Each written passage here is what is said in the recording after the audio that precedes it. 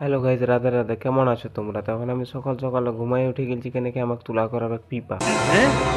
চলে এলাম পিপা পাড়িতে। দেখছো কেমন একটি লম্বা পিপা গাছ। ফির সব সেট আপ রেডি করে আর পাই গেলাম ক্যাপ্টেনকে আমি দেখতে। দেখছো ক্যাপ্টেনকে?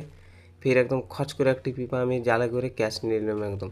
ফির ক্যাপ্টেন এখানে পিপাগুলা নিয়ে খেলছে। ফির রাস্তার ভিউ দেখে দেখে আমি বেরিয়ে গেলাম দিদি ঘর। ফির পাই গেলাম একটি মোড়, আর কোন মোড় বলে জানি না।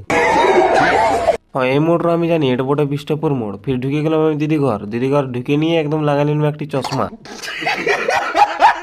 চশমাটা লাগাই আছে ভেগনা আমাকে পুরো ভালছে, দেখছো?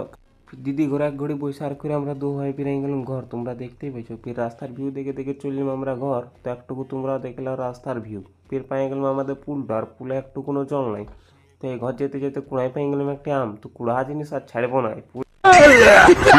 ফির দেখতেই পেয়েছো চলে এলাম আমরা ঘর আসে এখানে লাগাই দিলাম গাড়ি। ফির চলে গেলাম সেলুন গোপীদার সাথে চুল কাটাইতে। তো গোপীদা চুল কাটাইছে আমি দেখছি গোপীদা চুল কাটাইছে।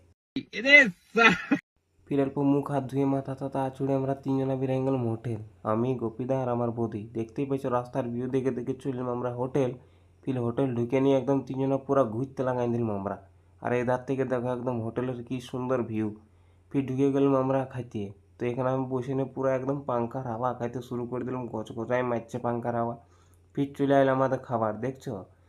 আর বিরিয়ানিও আসবে। ফির আমরা এখানে লাগিয়ে গেলাম খাইতে। ফির খাইয়ে দায়ে বেরিয়ে গেলাম বাইরের দিকে ফটো টটো খিঁচতে। তো আমার এন্ট্রিটাও একটুকু তোমরা দেখে নাও। বাস বাস হয়েছে, এত স্টাইল মারি। ফির আমরা রাস্তার ভিউ দেখে দেখে বেরিয়ে গেলাম ঘর। আর এই দেখতে পেয়েছো পৌঁছে গেলাম আমরা ঘর।